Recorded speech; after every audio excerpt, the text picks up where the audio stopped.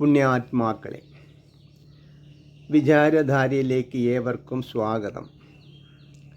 ഈ വീഡിയോയിൽ ചില ദേവന്മാരെയും അവരുടെ തത്വത്തെയുമാണ് ചിന്തിക്കുന്നത്. ഒരു ദേവൻ്റെ തത്വം ഗ്രഹിക്കുമ്പോൾ തന്നെ മറ്റ് ദേവന്മാരെയും ഗ്രഹിക്കാൻ സാധിക്കുന്നതാണ്. കണ്ണിൽ കാണുന്നതൊന്നും സത്യമല്ല. ഉണ്ടായി വളർന്ന് പുഷ്ടിപ്പെട്ട് ജീർണിച്ച് നശിക്കുന്നതാണ്. കാണുന്നതും സത്യമെന്ന് വിശ്വസിക്കുന്നതുമായ എല്ലാം സത്യം ഒന്നേ ഉള്ളൂ. അത് അനുഭവിപ്പാൻ മാത്രമേ സാധിക്കുള്ളൂ. കാണാനോ തൊടാനോ പറയുവാനോ ബന്ധിപ്പിക്കാനോ നശിപ്പിക്കാനോ സാധ്യമല്ല. മതക്കാരോ ജാതിക്കാരോ വർണ്ണക്കാരോ വ്യത്യസ്ത ഭാവത്തിൽ ആരാധിക്കുന്നതും വിശ്വസിക്കുന്നതും ആ ചൈതന്യമാകുന്ന ഏക ആത്മസത്തയാണ്. ഇനി നമുക്ക് പ്രധാന ചില ദേവന്മാരെക്കുറിച്ച് ചിന്തിക്കാം.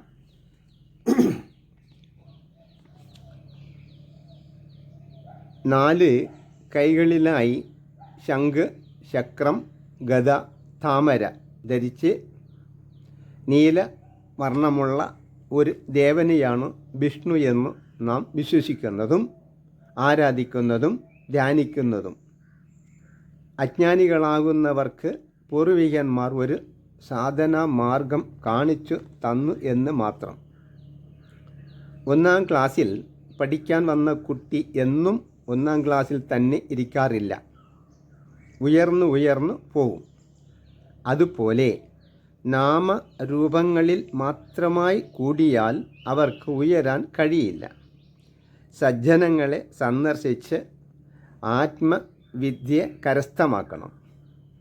എന്നാലേ യഥാർത്ഥ വിഷ്ണുവിനെ അറിയാനും അനുഭവിപ്പാനും സാധിക്കൂ. അണ്ഡരൂപത്തിൽ ഇരുന്ന ബ്രഹ്മചൈതന്യം വികസിച്ചപ്പോൾ ഓരോ ശരീരോപാധികളിലും അണുരൂപത്തിൽ സ്ഥിതി ചെയ്തു. ആ ജീവാത്മാവാകുന്ന ചൈതന്യം വ്യാപിച്ചതിനെയാണ് വിഷ്ണു എന്ന് പറയുന്നത്. ഇതാണ് സത്യമായ ബ്രഹ്മം. ചുരുക്കി പറഞ്ഞാൽ തൻ്റെ ഉള്ളിൽ പ്രകാശിച്ചു കൊണ്ടിരിക്കുന്ന ആ ജീവദീപമാണ് വിഷ്ണു എന്ന് അറിയുന്നവൻ പിന്നീട് വിഷ്ണു ദർശനത്തിന് പോകേണ്ടതില്ല. അയാൾ വിഷ്ണുവെ അറിയുകയും വിഷ്ണുവായി തീരുകയും ചെയ്യുന്നു. ബ്രഹ്മാവിൻ്റെ തത്വം നോക്കാം.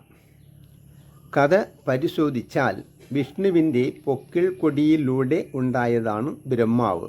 ആയതിനാൽ വിഷ്ണുവിൻ്റെ പുത്രൻ എന്ന് പറയാം. ആത്മാവിൻ്റെ 4 പ്രവർത്തനമാണ് അന്ധഃകരണം, മനസ്സ്, ബുദ്ധി, അഹങ്കാരം, ചിത്തം എന്നിവ. ഇതാണ് ബ്രഹ്മാവിൻ്റെ 4 മുഖം. ഒരു വീട് ഉണ്ടാക്കണമെങ്കിൽ ആദ്യം ചിത്തത്തിൽ പ്ലാൻ രൂപപ്പെടും. പിന്നീട് അത് ബുദ്ധി തീരുമാനിക്കും. മനസ്സ് ആ പ്ലാനെ ഓർത്ത് വയ്ക്കും. അഹങ്കാരം പ്രവൃത്തി തുടങ്ങി വീടായി തീരും. ഇതാണ് അന്ധഃകരണങ്ങളുടെ ജോലി.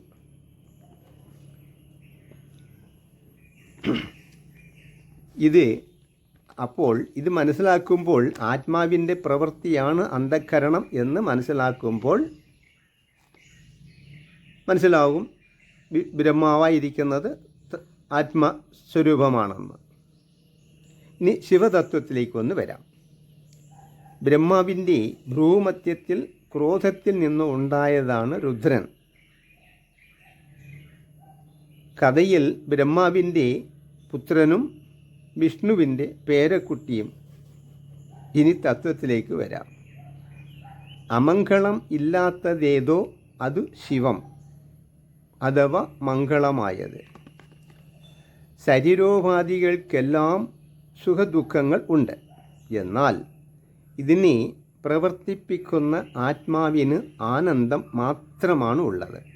അതാണ് മംഗളം അല്ലെങ്കിൽ ശിവം.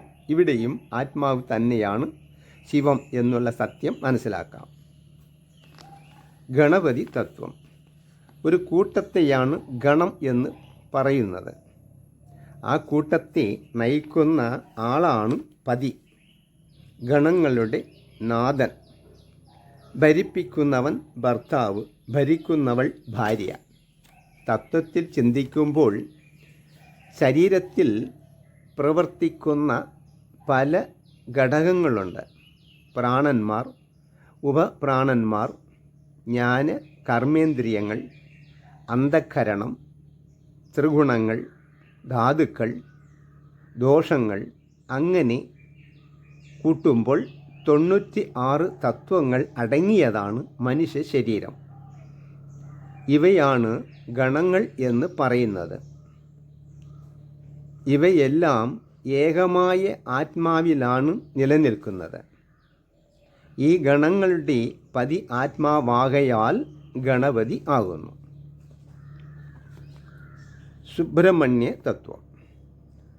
ഗണപതി തത്വം പോലെ 96 ഘടകങ്ങൾ അടങ്ങുന്ന സേനയെ നയിക്കുന്ന പതിയാണ് ആത്മാവ്. അത് സ്വയം പ്രകാശമാണ്. സേനകൾ പ്രവർത്തിക്കുന്നത് പതിയാകുന്ന ആത്മാവിൻ്റെ സഹകരണത്താലാണ്. എന്നാൽ ആത്മാവോ സ്വയം പ്രകാശവും ആയതിനാൽ അതിനെ സുബ്രഹ്മണ്യൻ എന്ന് പറയുന്നു. പരാശക്തി തത്വം. ആത്മചൈതന്യമാണ് ഇന്ദ്രിയങ്ങൾക്കെല്ലാം ശക്തി പകരുന്നത്. ശക്തി കൊടുക്കുന്ന ആത്മശക്തിയെ പരാശക്തി എന്ന് പറയുന്നു. ഒന്നിൻ്റെ തത്വം ഗ്രഹിച്ചാൽ പിന്നെ വർണ്ണിക്കേണ്ട ആവശ്യമില്ല. അതുകൊണ്ടാണ് തത്വങ്ങളെ മാത്രം ചുരുക്കി പറഞ്ഞു പോന്നത്. എല്ലാവർക്കും സത്യത്തെ ഉൾക്കൊള്ളുവാനുള്ള കഴിവ് ജഗദീശ്വരൻ നൽകട്ടെ. ഹരി ഓം തത്സത്.